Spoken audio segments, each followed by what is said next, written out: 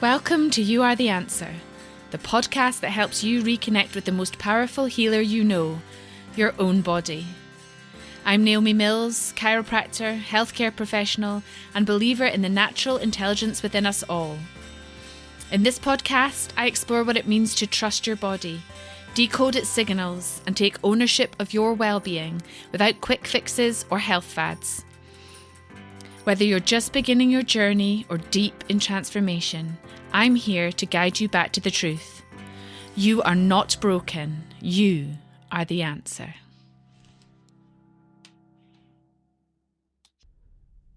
Thank you for joining me on episode 2. Today, I really want to share with you probably the defining story of what took me out of a very traditional clinical healthcare mindset where I looked at people's pains and the problems that they came in with a very linear view of you're coming in with this problem and it's my job as a primary healthcare professional to diagnose what's wrong with you and either do something about it or send you to somebody who can. And it was very early on in my career, so within the first 12 months actually, a time when I was still really trying to build my clinical practice. And I would go to networking meetings to get to know other local people. And I will never forget being in my car driving home from one of those meetings. And my mum calls me on the Bluetooth in the car. And she said, "What are you doing?" And I said, "I'm driving back to work from this meeting." And she said, "Well, don't crash the car, but I've got cancer." And those 3 words, "I've got cancer," coming from your mum, are earth-shattering, honestly. And within 12 weeks of that phone call, she had actually died of end-stage stomach cancer, which is traditionally an older smoking man's disease. And my mother was only in her mid-50s. She was a slim woman. She didn't smoke. She never drank alcohol. She ran marathons. To my mind, she was the healthiest person in my family, including myself at the time. And so for her to have been so sick and for it to have really not been very obvious, she'd had some digestive issues, but things that the doctor put down to everyday stress, was really, really shocking. And what it taught me as a chiropractor was that when I just look at somebody's pain or the problem that they're telling me about, I am potentially missing 90% of what's really going on in their life and health.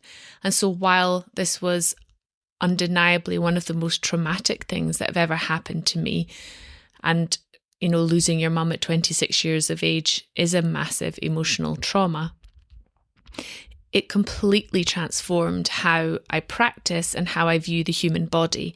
And it really got me into this nervous system view of life.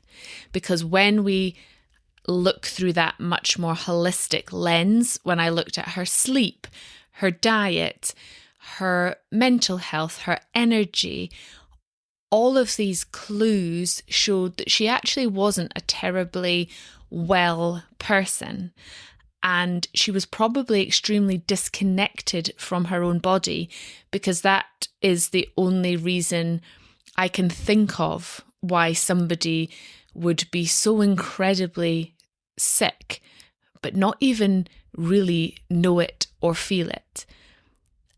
And so since then, it has become my life's mission to be interested in every part of people's health, how satisfied they are in their relationships, in their jobs, how happy they are in their environment, all of these clues that tell me how well their nervous system is going to be functioning, what state they're going to be in, how connected they really are to what's going on in their body physically, because it's still my job as a primary healthcare professional to try and take the best care I can of somebody. And so it has to be much bigger than the pain or problem that they come in with. This is today's invitation to start seeing your brain and your body as one. Your physical symptoms, or if we can reframe them as signals from your body, and using this very clever brain, this machine that is designed to filter everything through it and work very hard for you, not to work hard pushing those signals away, but to work harder tuning in. There is a concept called interoception, and that really is our ability to tune in and hear signals from our body, particularly around emotions as much as anything else, because emotions are also felt viscerally within our bodies. But this idea of interoception is about tuning in. And so ask yourself, what's trying to get my attention right now? What am I feeling in my body? And just take a second or two, if it's safe to do so, to tune in. Now, it might be a whisper, it might shout, but even that invitation to start listening rather than have your brain automatically filter it as no time for that right now, not important right now, not convenient right now. Making that shift to welcoming it and turning the volume up is how you're going to start to build trust within your own nervous system. And instead of going straight to, how do I make this stop? Trying, what's my body trying to tell me? And it's about meeting our signals or our symptoms with curiosity rather than fear. Of course, I can't say that had my mum been able to listen to herself more clearly, that her outcome would have been different. It's quite likely that for whatever reason it wouldn't have been, but I feel certain she would have had her diagnosis sooner, that maybe there would have been different options for her. Because looking back, I do remember conversations where she had a sense of something not being right, and she knew in herself that her overall well-being wasn't great.